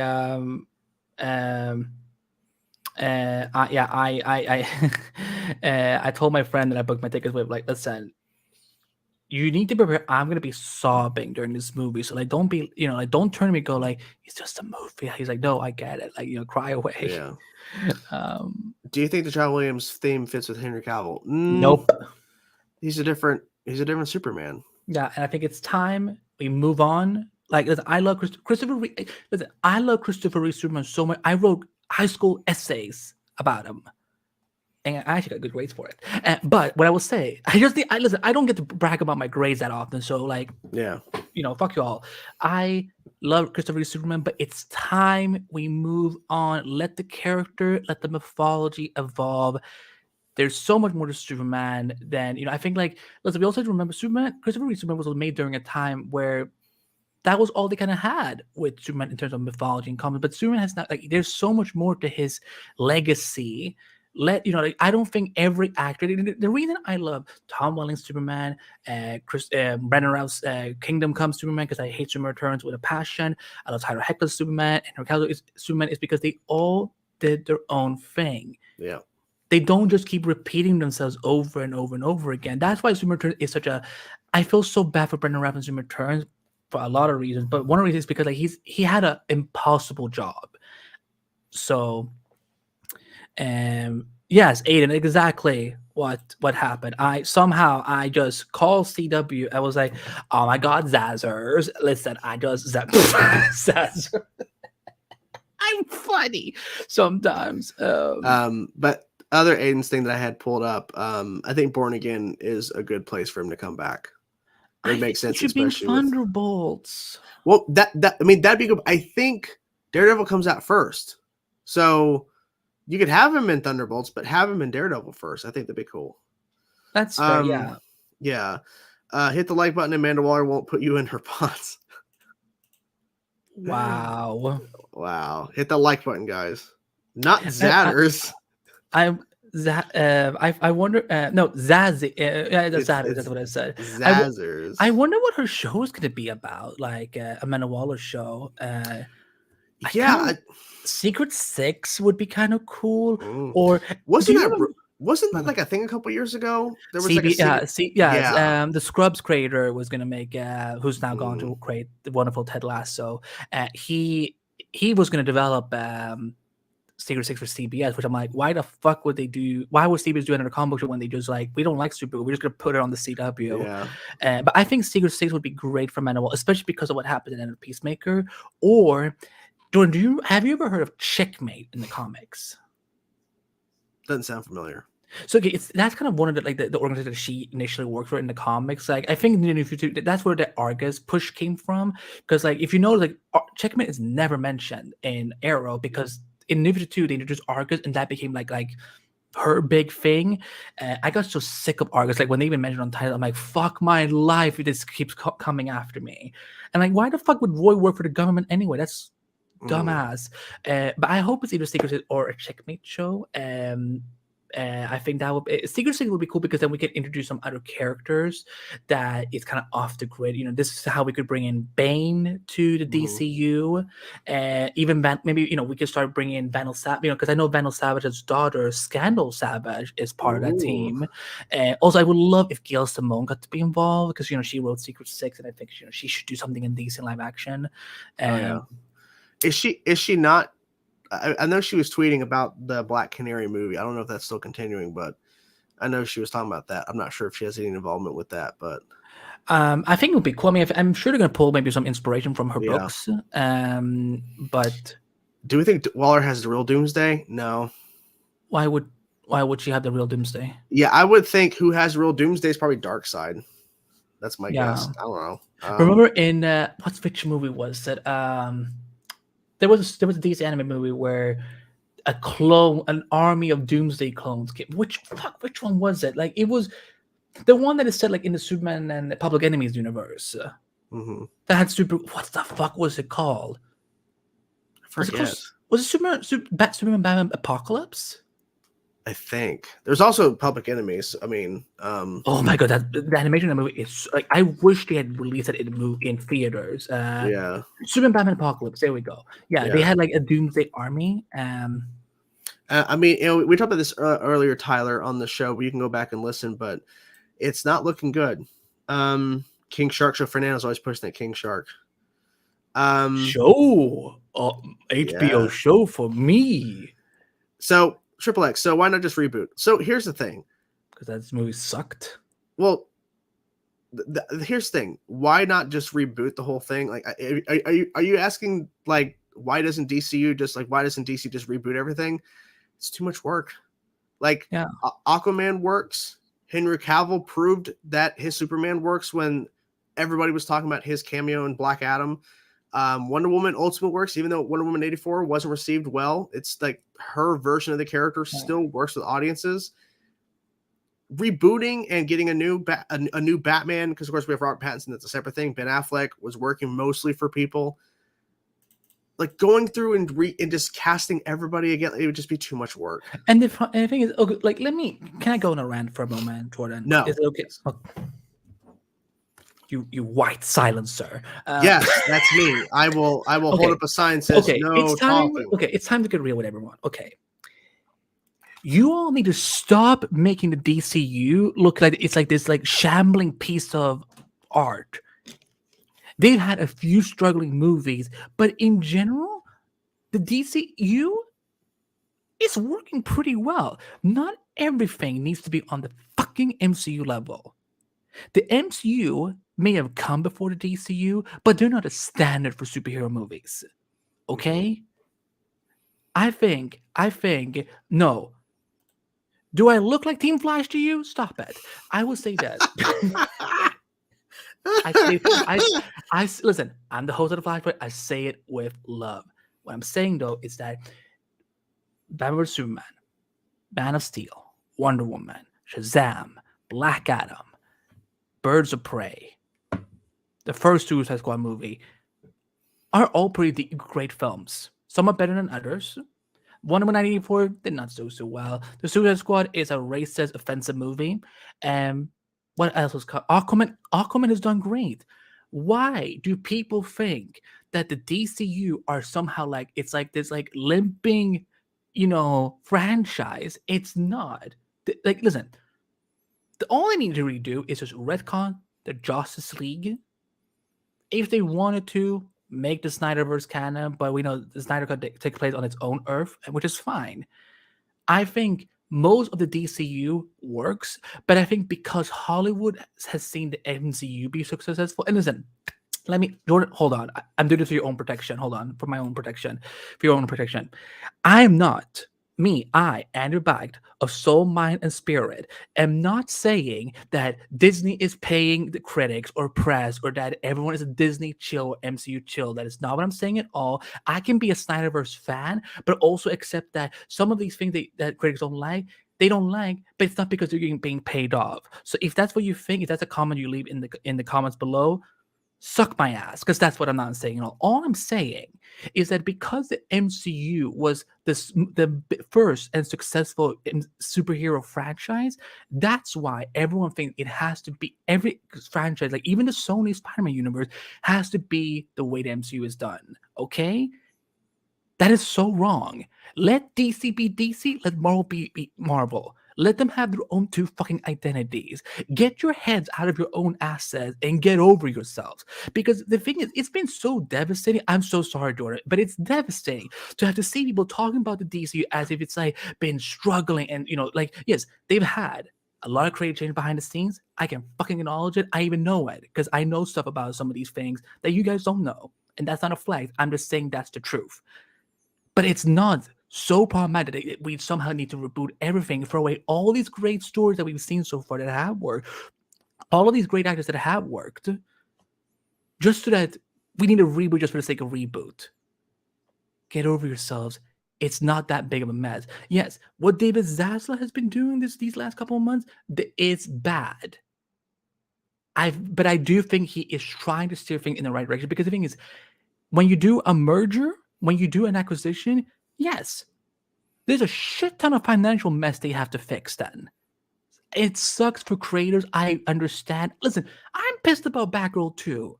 I'm pissed about other things that have been like, listen, I have friends who worked on the Green Lantern TV show that were affected by these news last week. Okay? But let's not pretend that DC is so messed up that it needs to be rebooted. I'm done. So, in my response, Andy is wrong 100%. The DCU is a complete and utter failure. It's a disaster. No one's watching DCEU. Everyone hates the DCEU. They're going to reboot it. I've already talked to James Gunn and Peter Safran, and they told me specifically they're rebooting. So, yeah, it's a failure. It's a dumpster fire. It's done. Done. So, thank you for the super chat. So, here's the thing. Thank you so much. Thank you for the super chat, first of all. I will say thank that. you. So, in my actual response. So, the MCU is its own separate thing. The DCU or the DCU doesn't have to copy Marvel. Everyone is like, pretty much everyone at first wanted them to, but that's not what DC needs to do. Marvel proved their way can be successful. DC doesn't have to follow suit, and they don't have to. So, they're going to do their own thing. Of course, we have new leadership. They're going to come up with a plan. We're going to see what happens. Because let's be honest, the last number of years, we've had some good projects, but it's been all over the place because of there's been too many people making decisions, too many people, like too many different visions of people changing in terms of who's actually running. Yeah, too many cooks in the kitchen, too many different people running things, and then people constantly shifting in terms of their power in terms of covering DC content. There was no clear vision. So with James Gunn and Peter Safran, they're going to come in, they're going to give us a new slate of TV and film. And that's not going to include CW, obviously. They're going to give us a variety of content. And here's the thing, they don't have to reboot and change everything and try to start all over, because what they have is a huge pantheon, literally a pantheon, great word, of characters that have not appeared in live action ever, or haven't appeared in live action in a long time. They have a huge amount of characters they have never touched that they can and bring into this continuity, and then kind of sort out what they want to keep in the continuity, or at least continue. And that's it. Rebooting, that you have to establish a whole new thing, and that's just too much, because you already have a foundation with a certain amount of films. And I get it. We don't want to say this, but the Justice League is canon. But they're not going to stick with that in terms of that is so important to their canon. They're just going to continue with Jason Momoa's Aquaman, Gal Gadot's Wonder Woman, Henry Cavill Superman, and who knows, maybe Ben Affleck will come back, not in a full extent where they can make his own solo film and everything, but he might come back for a couple of things. Who knows? We already know he's in Aquaman 2. We know he's in The Flash. He could be popping up from time to time, because now we have a new leadership. And Zaslav, he's made some really shitty decisions running the company to the ground at the moment, but he has a vision, and he's hired James and Peter to do something. So let them do it. And they're not going to follow the MCU formula. We're not going to get a Justice League movie at the end of a phase. It's not going to happen. It's not going to happen. We don't need Infinity Stones for everything. And also, because I will say this, and like again, I am reminding everyone, I am a huge fan and supporter of the Snyderverse, and Zack Snyder's a filmmaker. But here's the thing: when we had a path, because here's the thing, Zack had a plan, but some of you motherfuckers were like, "It's too dark, lore edgy. OMG, I cannot deal with this." So you know what? Warner Brothers bullied him out of the studio. They took advantage of when his daughter died and brought in a horrible, problematic filmmaker to try and fix the Justice League so they could be more like the Avengers. And look what happened for them. Mm-hmm. Man of Steel and BVS made more fucking money than the Justice League cut. Think about that. But no, Zack is the problematic one, not the, because, oh my God, Joss Whedon made Avengers and Ultron and Buffy. So, he should fix the DCU. Look how it happened. Look how many people he has hurt over the years. And I'm sorry, but this is like, I'm sick and tired. Well, and here's why they brought him in, because Avengers and Age of Ultron, those two movies made so much money for the MCU, but his vision and his style just didn't work, especially with what Snyder was doing. He's like the complete opposite. Yeah. In regards to what Snyder was establishing. And the thing is, to Miata, they won't accept that, but that's just fact. Sorry. And also, I remind everyone, every fandom has its toxic side. Exactly. Let's not pretend that listen, I get the whole Snyder cult fans. I do not tolerate their behavior. I'm in the side of the positive and healthy side of the Snyderverse movement. But let's remember, Star Wars has the same problem. Arrowverse shippers, have you seen some of the shit they will pull sometimes? Like, the only reason why everyone is trying to label the Snyder fandom as like the worst one is because they got the most attention in media. But again, it's like Star Wars and Marvel and every other fandom has just the same. Grow up. And the thing is, too, deleting footage from the Black Adam, that TV spot, it's not indicating anything. They were just trying to get away from the criticism and the feedback, the negative feedback from that TV spot. And The Rock said, let's just change this trailer. Yeah. The thing is, we've heard from someone who was doing I think a DC film, some sort of like DC film documentary or something, whether it's on HBO or something, and was asking for footage from Justice League. She asked for Snyder cut, and she was told, we don't accept that as connection to our overall DC stuff. And then she was only allowed to use stuff from the Justice cut, which there is Snyder stuff in there. It's just not a 100% Snyder, but there is Snyder stuff in there. But she was told, no, you're going to do this documentary for DC stuff. No, you can't do Snyder. That's not connected. Yeah, because Walter Amada and that regime hated Zack, and now that documentary was actually supposed to be produced by Greg Berlanti. Is it still happening? Maybe not, but yeah, I also just want to apologize that I got a little heated. You get hated all the time. Fuck you. But 2 more likes. We're 2 likes away from 40, guys. Let's get to 40. Yeah. Here's the thing. I love DC so much. I grew up DC. I love Marvel too. I run a fucking Marvel website. I can like both universes and support both. But for me, it has been hurtful to see how people talk about DC these past couple of years. When people I remember the time before Suman Lowe's didn't come out when Arrowverse were so worshipped. But the moment Suman Lowe's premiered, everyone started trashing the Arrowverse every single week because Suman Lowe's got a higher budget and got to film with special cameras.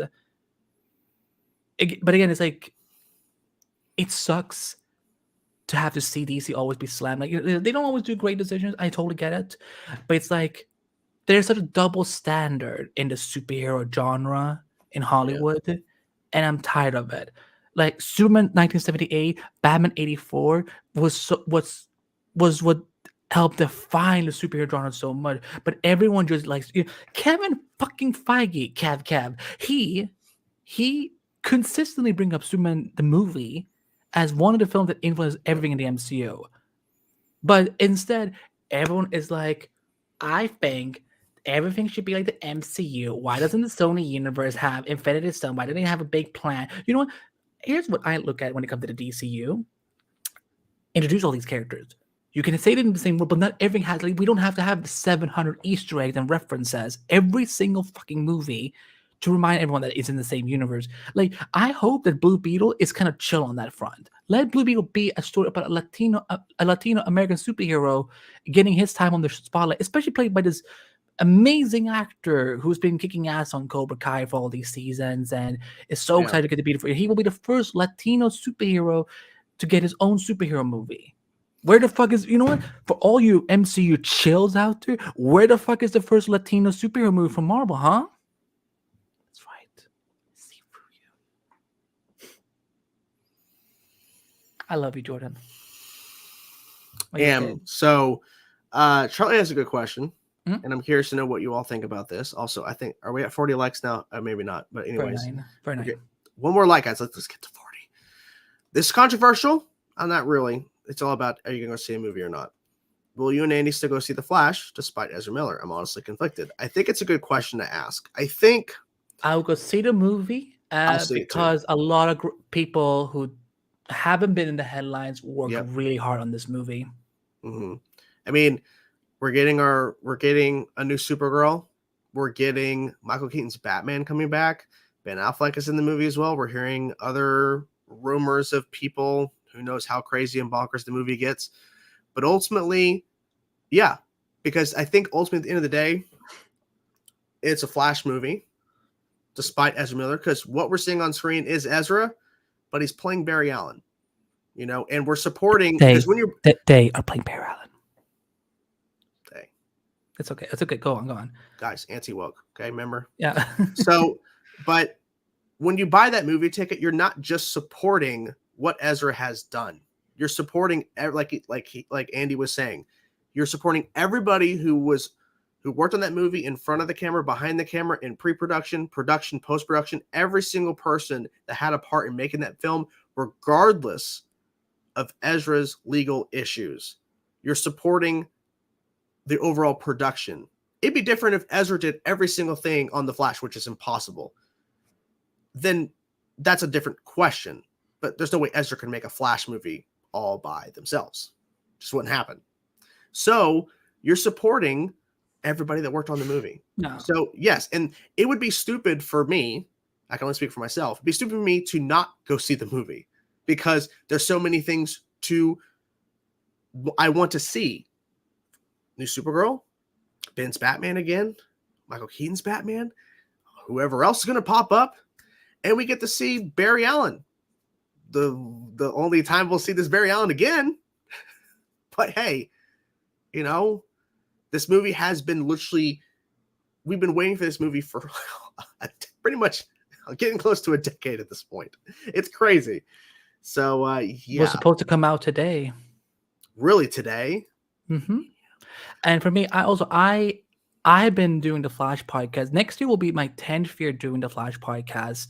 And the Flash has become an instrumental character in my life now. In all things, comics, live TV, movies, video games, so on. Like people now who know me, like when they give me gifts and so on, they will give me Flash because they know I love the Flash. So I want to see this movie too. But that doesn't mean that I support this actor's behavior and whatever's going on with them. And it is, I hope everything gets sorted out and dealt with, and the right course of actions will be dealt with. But why should Sasha Kaje or Ben Affleck or Michael Keaton or anyone why should Andy Muschietti be punished? Why should Barbara Muschietti be punished? Why should the composer be punished? Like, why should all the people who worked so hard? Again, these movies that we've had in the last couple of years were filmed during a pandemic. Because, but whether you believe in the vaccine or the pandemic or not, it doesn't matter. But COVID is still a thing. They still film these things to give us entertainment. The least we can do is go see these films if we're interested in them. So, and it's like we're gonna have Supergirl for the first time on the big screen since 1984. Mm-hmm. Did you ever see that movie, by the way? Bits of it. I haven't seen it fully. You should see it. Like, it's so fun. It's like funny. Like, it's like funny how bad it is, but like it's Justin, this is a similar thing to the Flash situation. Conflicted seeing Black Panther due to Letitia Wright's anti-vax stance. Once again, it's similar to what we were just saying about the whole Ezra thing with Flash. You can be against her for her stance on anti-vax, as she said before. I don't know if she's changed on that. Doesn't matter. I don't care. So it's the same thing. When you buy that movie ticket and watch Black Panther 2, you're not supporting Letitia Wright's anti-vax stance. You're supporting everybody that worked on that project. Everybody in pre-production, post-production, in filming on set, front or behind the camera, all the people that worked on that film. Plus, you're also supporting a film that's honoring Chadwick Boseman and honoring T'Challa as a character. And I get it, Justin. If you really do feel conflicted and you don't want to go see it and support it in theaters, that's completely fine. But for me, I'm not going to let one person who had a stance, in this case, having an anti-vax stance, or Ezra having some legal issues, stop me from watching a film that had a literally thousands upon thousands of people making it to screen, making it an actual product. Because you're basically hurting all these other people because one individual. When you literally line everybody up who had any sort of involvement with Black Panther 2 or The Flash, that one person is going to be literally in a sea of people. It would have been different if, like, let's say if Letitia wrote, and starred and produced Black Panther 2, then I think that's a different situation. And, for all we know, maybe Letitia has changed her stance on that. Because I'm sure if she's going to be in the MCU, maybe that is something they had to work out or whatever. But if you don't want to see the movie, it's completely fine. But at the same time, it's like, I think going and seeing a film or a TV show that has involvement of one problematic person shouldn't go out on everyone else. Like, by going and seeing Black Panther 2 or The Flash, it doesn't mean that you're saying I accept what they did. Now, if they murdered someone, I'm sure like that would have been a completely different story. But it's like, and Jordan, we've talked about like how to talk about these situations, because sometimes we don't always have all the facts in front of us. We don't always have all the information. There's some situations that are still ongoing. So if we don't want to say something that we regret months later, that's why we talk almost every day, and we talk a lot about Endless Multiverse, how we're going to do things and so on. And I hope you guys appreciate what we do, and we know you do, because you're always here every Friday giving us support, likes and super chats and comments. It's great. But I hope you understand that we definitely we want to be responsible with how we distribute content and discussions, especially when it deals with people in real life or real life situations, because behind every TV show and movie and comic or book franchise, there are real people that things happen to. And don't know. Thank you for the super chat. I have no idea who they're going to recast. But we know, referring to Ezra, that they're going to recast Barry. Don't know who though. And they don't need to, and we don't need to have that discussion, because we're still literally half a year away, like more than half a year away from the movie coming out. So we're not going to hear anything about that. I think this guy's going to play him. I think that you leave a trail of bodies every damn place that you go. Diggle or Oliver, or both. Oh, you think you think fans could deal with a Black Barry Allen when they could barely deal with a Black Iris? Like, they're going to have to, because it's going to happen. Oh. I haven't seen people. I mean, I've seen some people complaining about them doing a different version of Red Death on The Flash. Look, if anybody actually thought they were going to do an actual real interpretation of Red Death from the comics on the show, they literally were not thinking clearly, because they were not going to do that. So and people will always complain when it is a change to a character and they get replaced with someone of color, or if their sexuality is changed from straight. They will these people who probably haven't even read the comics. They will go and make their rant videos and streams and just bullshit around and think it's like oh my god, I am upset because I'm actually offended. No, it's because they're racist and homophobes usually. So they just don't know it. Is there hope for Young Justice season 5? Look, we want there to be hope. But there is no hope, guys. The show's done. Look. If they really it's possible, but I looked into it in regards to seeing Greg Weisman's tweets and Christopher Lloyd. I think his name's Christopher Lloyd.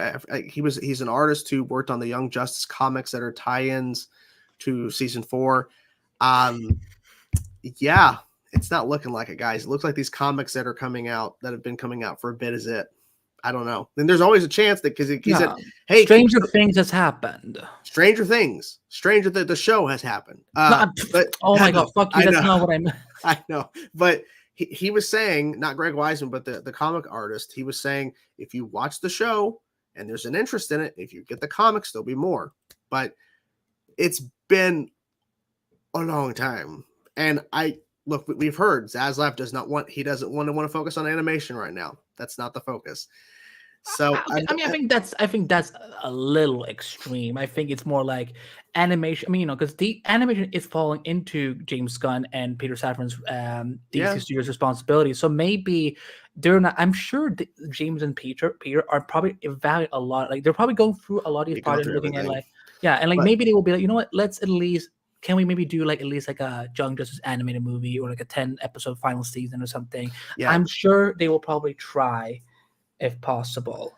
Because because literally Zaslav has to approve everything. They unfortunately they can't just do what they want. But I mean it has to be controlled like that. If James and Peter could do whatever they want, it'd be a disaster because they shouldn't have free reign like that. I accept their opinions and beliefs. She's a great actress, my opinion. So I just watch the movie. I don't forget their opinions. Well, that's the thing. At the end of the day, separate the art from the person. But then again, there is that line where there's some things that people do that crosses that line to where you can't. What's going on with your camera tonight? Like you keep going in and out like blurry. So am I the only one who's seeing this? Or does he not go out of frame? It's whenever I get it's trying to fix the adjustment. I was wondering, am I getting blind? I am. No. Thank you so much. I've already seen the first 2 episodes of Alien Force, and it's good. So I've already had a little bit. Oh, let me click the end. Maybe they can do a couple of animated movies, like you said, just rep the dark side. I mean, yeah, I would. Man, I hate the fact that this is happening after the dark side stuff and Kara. Ugh. Yeah, like I think it's Harley Quinn, because it seems like they're going more mature. Yeah, it's mature. Yeah, it's an adult show, and also, but Harley Quinn has also like that. Her as an IP character has gone up like crazy. Yeah. Chainsaw is leveling up. That's what's happening. Okay. Wow, you have seriously leveled up. Like seriously, you fucking leveled up. That's what I do. Let's see. Let's see. What other comments do we have? This is a good question. Can they do Stargirl stuff without Jeff Johns' input? Can they do that or no? It's DC. I mean, it's DC's character, so. Well, I just didn't know. I just don't know. I know he created the character under DC. I just didn't know if I don't this is not the first time I've been asked this. Yeah, I mean, I'm pretty sure that they can do whatever they want with that character. Sorry, go on. Stargirl might appear in Black Adam too. You never know, because they wanted her in the first one. So I remember I saw the casting calls and I was like so excited. And then I don't know what, I think it'd be fun if Breck could play the DC version of Stargirl, and could be fun. We can also have Luke Wilson come back. Or he's gonna just head over to Loki season 2. I don't know. Get it because his brother or whatever. Let's see what else do we have. Zaslav is being ridiculous. Yes. Blackberry Island, yes, I'm on board with that. Tell them they're racist because they would never be able to deal. Let's see. I don't think Jordan is caught up with Stargirl, Joel. I know what happened. It's all over Twitter. So let's see. And what else do we have? Let me go back a little bit to the beginning. I hope we get Leslie Grace back somehow, but I would not blame her for not coming back. I don't blame her either. I don't think she'll go back. Because unless she gets unless she we're putting all these clauses in my contract that you have to release it. And the thing is, I don't even know if she would agree to that because literally she spent all this time filming and everything, and it's just dead. It literally was buried in the backyard of Warner Brothers lot. buried. I personally hope she comes back and that she and Sasha, because I know they know each other in real life. If her Supergirl and her That's the Batgirl. thing. There was that picture of them together. And be like, oh my god, That's like, so could they sweet. do a Batgirl Supergirl team up? That would be awesome. And here's the thing: there's no guarantee because at one point there was movement. They may even continue. They might do it a Supergirl movie after her appearance in Flash. If they were to do that, I think it would be awesome to have Leslie appear as Batgirl. That would be really cool to do that. Yeah, I But- think it could be. But she would have to suffer under contract. You can't. No, cut. I think but now they also have James and Peter involved. I think there's also, because now they know that they have a filmmaker, they have a creative filmmaker Mhm. as one of the bosses of DC, and I'm sure they're gonna be like, we are, if you join us, we will make sure that we will fulfill our end of the deal. Yeah, but I think Leslie would be great. Also, it would be fun to see what her and Ben Mhm. Affleck's Batman would be like together. Like there's so many characters in that universe I would love to see. Who would have Dick Grayson have been? I mean, I would have put in Brenton in there somehow, Mhm. and Jason Todd. I mean, I like, because the thing that's so great with the Titans actors is that like Jay, Curran, and Brendan would all be so great next to Ben Affleck's Batman. Exactly, yeah. So he understands the pain of having a film having to go through that. So I think, I know everyone is like, this. Listen, 2020 has been a shit year when it comes to DC stuff. It's been very exhaustive. We've had great things like Black Adam and the formation of DC Studios and stuff like that. But it's been rough, especially with a lot of the CW stuff that has been canceled. But I think it would be great if if they go into 2023 and they start to redeem themselves. I think they can if they actually believe in their brand. I think they can. Do you like Doctor Strange 2? Yeah. I enjoyed more in Doctor Strange 1. I just hate what they did with Wanda. 'Cause I think that jump from WandaVision was just anything is possible.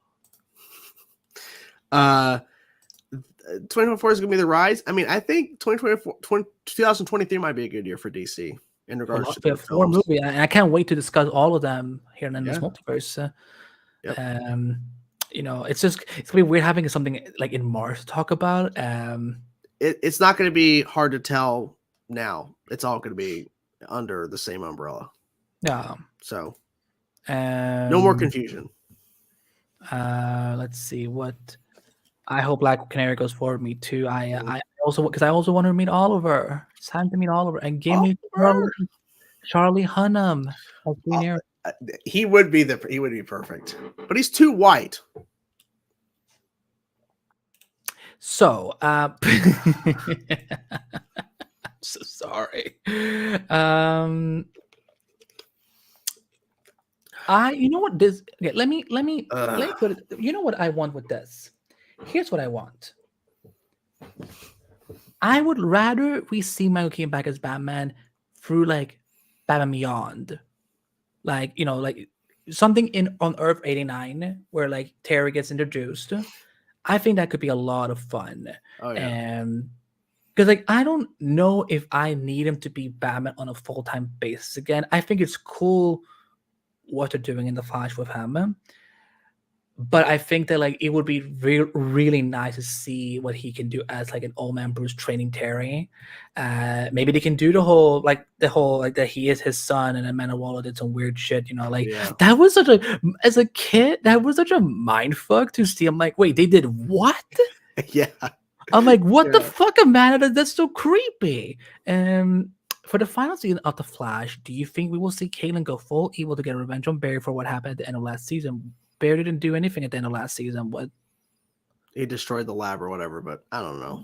He did the right thing because she. Oh yeah, that's true. The Bloodware actor for The Flash is playing Mr. 103 in Doom Patrol season 4. Yeah, we're gonna see Senhill this season. There's I feel a rant coming for sure. First of all, yes, the Batman is doing very well. I'm really enjoying the show. I've finished now season 3 of the show, so the Batgirl season is done. The floor is yours. I'll be quiet.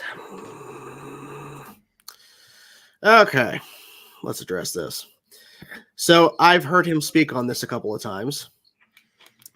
And here's what I will say about this. He is going off of the reports that went out about it being a bad movie, the reports of the screenings being bad.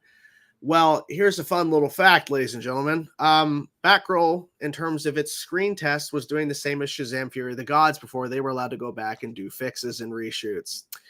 Also, too, at one point, Black Adam was testing the same as Batgirl. Now, you might say, well, Black Adam, I didn't like the movie. It doesn't matter. Because guess what? Batgirl didn't get released. So for him to sit there and say, it's a bad movie, shut the fuck up. You're the same guy who says we can't really we have to leave everything at the door when we go see a movie, all the pre-notions and preconceptions at the door when we go see a movie, because regardless of the trailers or the marketing or what we feel, we leave everything at the door to let the movie speak for itself. You're the same guy who says it over and over and over in your fucking streams. But yet he sat there and kept saying, well, we heard Batgirl was a bad movie. You didn't fucking see it. No one did. Only test audiences and the creators when they give it a funeral screening for it to go die in a back room somewhere being chopped into pieces. Shut up. He doesn't talk about it anymore because we've moved on with news and shit. But my God, it was so infuriating because he's just going off of reports that can't be verified. Because the people are saying test screens, everything. We hear from someone else, like we didn't hear it, who's writing it. I heard from someone else, and then this person, I heard it from this person who heard it from this person. It's not reputable. And he says, check the source. Is it reputable? Guess what? It wasn't reputable. Because test screenings, you're not actually supposed to talk about test screenings. You're supposed to be shh, because you'll get in trouble with the studio. So it's all bullshit. Okay, and it's unfair as hell that Batgirl got test screenings around the same in terms of results as Shazam. Shazam was allowed to go back and do reshoots and fixes to make it better, but Batgirl wasn't. Is it because it was a HBO Max exclusive movie when they were making it? Yes. It's unfair. They should have gave it a shot. They should have gave it a shot in theaters. I'm telling you, Batgirl would have made some money. Would it have broken even or been profitable? Who knows? Because as I've told Andy on the phone, when we've talked about this before, every film that releases is a fucking gamble. There's no guarantee a movie's going to win. Aquaman was not guaranteed to make $1 billion. It did. Aquaman could have made $400 million. It's possible. Look what happened to Justice League. Movie was bad, but Justice League, that IP should have made $700-800 million if it was actually better. It made around 500 to 600. Still didn't break even. They had a huge budget. Every film's a gamble. Black Adam, they spent too much money on the budget and too much money marketing. The movie isn't profitable. It's not doing well. Because Black Adam needs at least $500 or even more million to break even, and it's not even close. Sorry. So there you go. It's unfair to sit there and talk about test screenings when you're not allowed to talk about them. And of course, the reports came out after the fact because it was easy to shit on the movie because, well, that's why they canceled it. It was bad. Can you confirm it? Well, I heard from somebody who heard from somebody. Shut up. Shut up.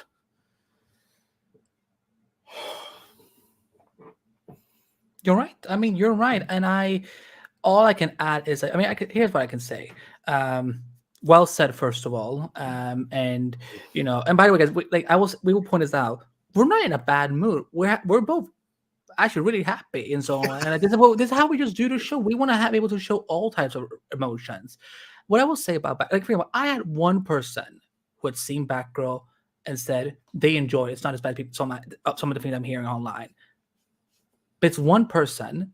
One test audience doesn't represent the general audience that will go see it. They don't represent the critics that are going to see it. Movie is subjective. Just because you hear like 10 people, let's say if 10 people went and saw Batgirl and test screening whatever and so on, and they all hated it, that's 10 people out of a billion people on this fucking planet. Okay? John Campea, I don't care for him. I used to watch him when I was growing up. I don't like what he has become. I don't support him. I let him exist on his own corner, let him do his own thing. I don't want anything. I think it's double standard that he can pull shit all the time and still get access and opportunities that I, as a man of color, have to fight 10 times harder for. And he doesn't know shit about this movie because he hasn't seen it. You know, I remember when he went on a rampage about when Gal Gadot got cast as Wonder Woman. He's like, Yeah. this skinny, fast and furious, model-looking girl, like it's Wonder Woman. And afterwards, like he was like, he kind of turned the wheels from what I remember. And here's the thing: as long as people keep watching him, even bringing it up in this chat, he's gonna keep getting support. He's gonna keep growing. If you don't like him, unsubscribe. Don't follow him. Watch it. Mute him. Block him. Whatever. Mhm. You like if you say that you dislike him so much, but yet you keep hearing what he's saying, you're still supporting him in some way or another. And I'm not trying to shame anyone here, but I'm saying if you don't want people like him to have this kind of a platform or control, don't watch his stuff. Simple as that. It's ridiculous. And real quick, we're actually going to wrap up the show, guys. We're actually past 11 now. But Fernando makes a point that a test script with almost no visual effects, no score, and it wasn't in the best shape. It managed to get a similar response to two movies that are moving forward. Yeah, that's the thing. Test screenings happen all the time when things are not even close to being done, So it's just ridiculous. And can I add something? That's the thing. Like, I don't like that. And like this goes back to like the double standard between DC and Marvel is that when Marvel does reshoots, and I was like, oh great, maybe they might be adding some more cameos. The moment a DC movie goes back to reshoots, everyone freaks the fuck out as if like it's the end of the fucking world. Yeah. Again, because they think that the double movie standard. it's a complete nightmare or something's happening. Reshoots happen for everything. Like if I can bet you if the Flash, Arrow, Supergirl, Legends, Battle, if they had that option to do reshoots and had a big, a more flexible production schedule, they would do it. That's why working on television is very challenging. That's why, like, I applaud what DC TV shows have done over the last decade, where doing 22, 23 episodes before the pandemic and so on. So yeah, it is. Ridiculous. Yeah. So with the backlog situation, it is sad, it's disappointing, and I think that it's people should get to be angry and upset. And I think I can't even say if it's gonna. Yes, I can hear this or that from people. So, but it's like even when I was getting tons of insight on Crisis on Infinite Earths, and I'm like, this sounds exciting, but I don't know how it's gonna be until I've seen it myself. I know what's gonna happen, but I don't know how I'm gonna feel until I've seen it. So. That's the thing. That's why don't listen to Rotten Tomatoes. Don't listen. Read your critics, support them, give them clicks, read their stuff if you like to see what they're thinking. But you should still go and get your ass out of your house and go and sit in that seat on your own in the theaters and watch the movies and form your own opinion. You have your own brain, your own mind, your own existence that you can follow. You decide how you feel about the movie. Don't listen. Even let's say if Jordan and I, let's say we both hate Black Panther: Wakanda Forever, you should still go see it for yourself and form your own opinion. I really hope we don't hate it. I'm hearing that is I'm hearing it's phenomenal. Yeah, but it's like again, go see it yourself. Go see these films on your own. The TV show on your own. Go read comics on your own. Like yes, I think it's great taking other people's input and opinions. But you shouldn't be like, just because it has this much percent on Rotten Tomatoes, don't let that decide for you, because you might be missing an amazing experience. Exactly. Final two things. Thank you for the support on the new profile picture. This guy joined my Discord today and posted that photo. And I'm like, oh, I didn't ask for it. I thought it was awesome. I love it. That's so sweet. And when do you think we'll get a trailer for Flash? Is Aquaman 2 dropping in March of next year? Is that when it's coming out? Aquaman drops in December next year. Well, it got moved. Okay, you mentioned Shazam. Well, no, I thought I remember I was thinking Aquaman, but you did move. But yeah, it's just because they move stuff around. I honestly thought they were gonna drop something today, but I understand why they're not. It's too far out. I wouldn't be. It's not. I mean, it's not a thing. Well, I mean, I think in front of Shazam, I think they might drop a new trailer in front of Shazam when it comes out. Does Warner Bros. Have any more films coming out? Are we done? Yep. I think we're Adam done. was the final movie. No, come on. I think it was. Bet you're kidding me. Hold on. I think it is. Shazam 2. I wouldn't be surprised if we wait till March to get a trailer, because we technically already have footage of the Flash.